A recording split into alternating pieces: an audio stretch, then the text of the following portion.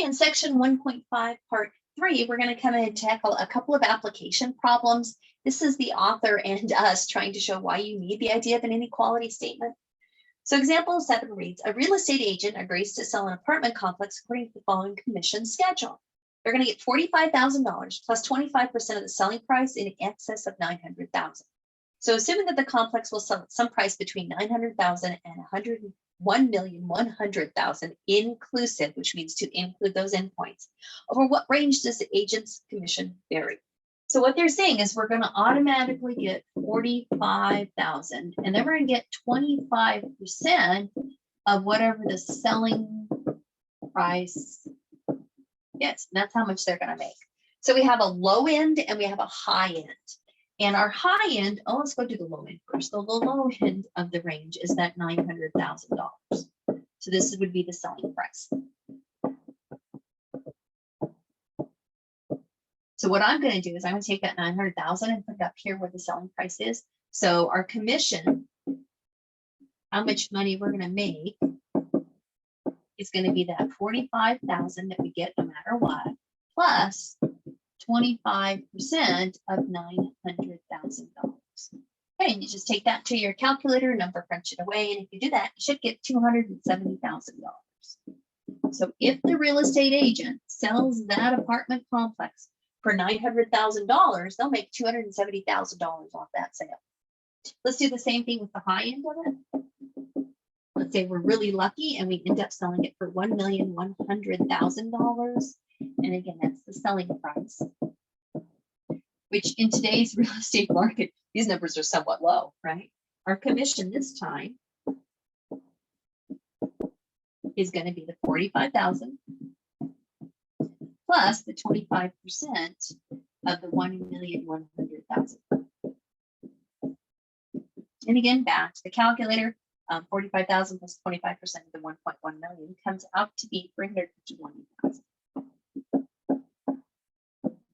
So we figured out what they will make if they sell it at 900,000. We figured out how much they're going to make if they sell it at the 1.1 million. And what we need is all the possibilities in between. So we're going to write this as an interval. The lowest amount we'll make is the 270,000. The highest amount we can make is 320,000. And because it does say inclusive, we're going to bracket those guys in, recognizing that maybe we'll sell it for 900,000 or 950,000 or 980,000 or somewhere in between. So there is the range.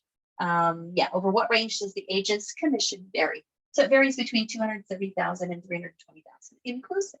So not bad. Shows you why you need that ability to write a range of numbers. And finally, in example 8, our last example for this section, we're going to take a look at actually writing an inequality statement and then solving. So this one's based off of homeowners and water bills. So example 8 says the village of Oak Lawn charges homeowners $57.07 per quarter year plus $5.81 per 1,000 gallons of water used in excess of 10,000 gallons. Okay, so in other words, there's a flat fee that you're going to get charged no matter what, and that flat fee is $57.07. So no matter how much you use, you're going to get charged that. So even if you're not home and you don't even use it, you're going to get charged that. Okay, we're also going to get charged $5.81 per gallon.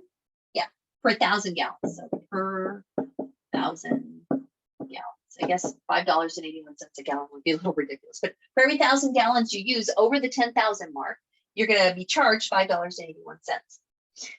In 2014, one homeowner's quarterly bill ranged from 150.03 to 97.74. So I'm going to write those in numerical order. 97.74 is the low. And on this side, we're going to write the 150.03. And we want to know over what range did the water usage vary. So what we're trying to figure out is how many gallons of water, and it does tell us to assume that they use more than the 10,000.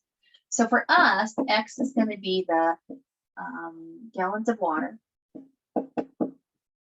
That's no good. I'll be able to spell gallon of water over 10,000. Now our answer here is automatically expressed in thousands, so it's expressed in thousands because that's the way they've set the problem up. So in other words, they've got an answer of 2. That means they used 2,000 gallons more than the 10,000 gallons I was allowed. If I get an answer of 17, that means I used 17,000 gallons over the 10,000 gallons that I was allowed. Okay, so we know no matter what, we're going to charge the 57.07. Plus, we're going to get charged $5.81 for every 1,000 gallons, and that's my X, and those were the variable. And the reason I know that the X goes with the 581 is because of this word per. That makes it a rate of change, and anytime you have a rate of change, the variable is attached to that number. So it's kind of like a slope. Okay, now all we're going to do is go solve it. So the first thing we're going to do is subtract the 5707 from the left side and from the right side. Another compound inequality. So be careful with the decimals. Okay. If you do that, I have 40.67 is less than 5.81x, which is less than 9296. Then finally, we'll divide out that 5.81.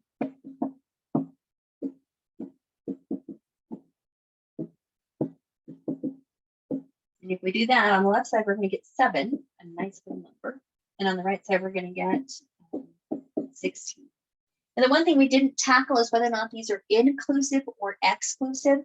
The way I read the problem, it says the ranged from a high of, so this was the actual bill, so that means an equal to is sitting on that side, to a low of, which means that the 97.74 was actually paid. So it's including both of those. So I am going to come back and read those inclusive.